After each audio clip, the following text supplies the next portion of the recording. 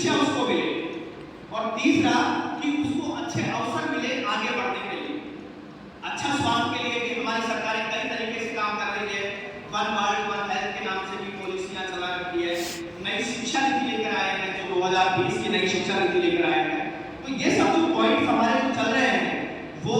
कहीं ना कहीं युवाओं के उत्थान के लिए ही चल रहे हैं, और युवाओं के उत्थान के लिए जिस तरीके से नेहरू युवा केंद्र काम कर रहा है कि वॉलंटियरिज्म के माध्यम से युवाओं को राष्ट्र निर्माण में इस तरीके से उनका योगदान करवा रहा है, जिसके कारण उनके अंदर एकता की भावना जागृत हो रही है, और उसको लेकर युवा इस देश के निर्माण में अपनी भूमिका निभा रहे हैं।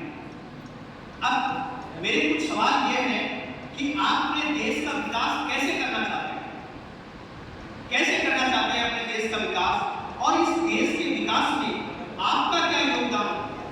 सोचने का विषय ये है। ये सवाल के जवाब आपको अभी नहीं देने हैं, बस आपको ध्यान में रखना है, और उन बातों के जवाब आपको सोचना है, घर जाकर उनको लिखना है। और ऐसे कौन से क्षेत्र हैं जहां पर आप इस देश के विकास में अपना योगदान दे सकते हैं, और ऐसा कौन सा क्षेत्र है जिसके अंदर आप अपना बदलाव देखना चाहते हैं कि यार ये ऐसा होना चाहिए। ये कुछ ऐसे सवाल है जो आपको गंभीरता की ओर लेकर जाएंगे, और कब लेकर जाएंगे, जब आप बनेंगे। क्योंकि आज ये सीखने का विषय था, और मेरे यहाँ से देखने पर महसूस हो रहा है कि किसी के पास भी डायरी पेन नहीं है ना, किसी के पास भी डायरी पेन नहीं है। और बड़ा सोचने का विषय यह है कि यहाँ पर इतनी अच्छी अच्छी बातें सीखने की, सिखाने की, समझने की, आगे बढ़ने की बताई जाएगी, उन चीजों को आप नोट ही नहीं कर पाओगे।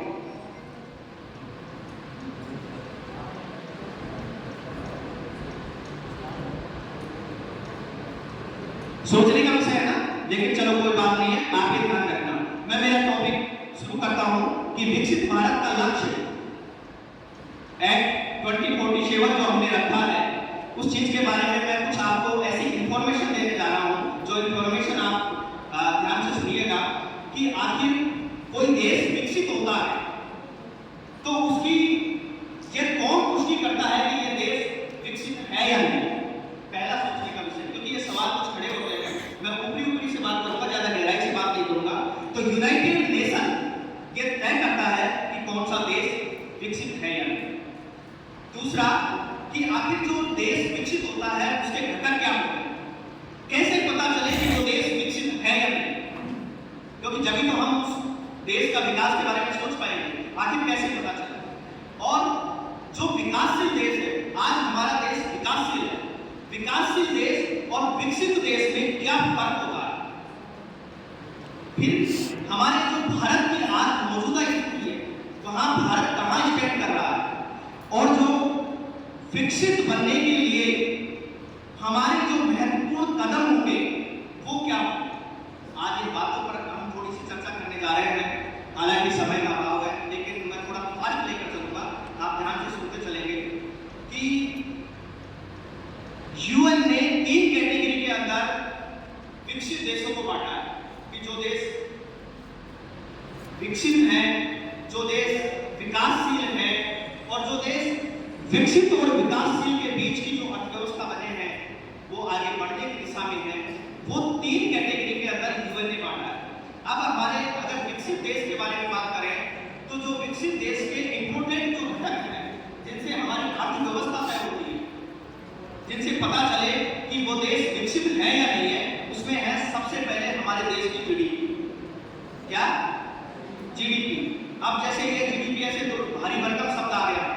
आपसे पूछना, क्योंकि पहले वाले शॉर्ट्स जो क्वेश्चंस थे उनके जवाब देने में आप कतरा गए, तो मैं डायरेक्ट बताता है चलूंगा।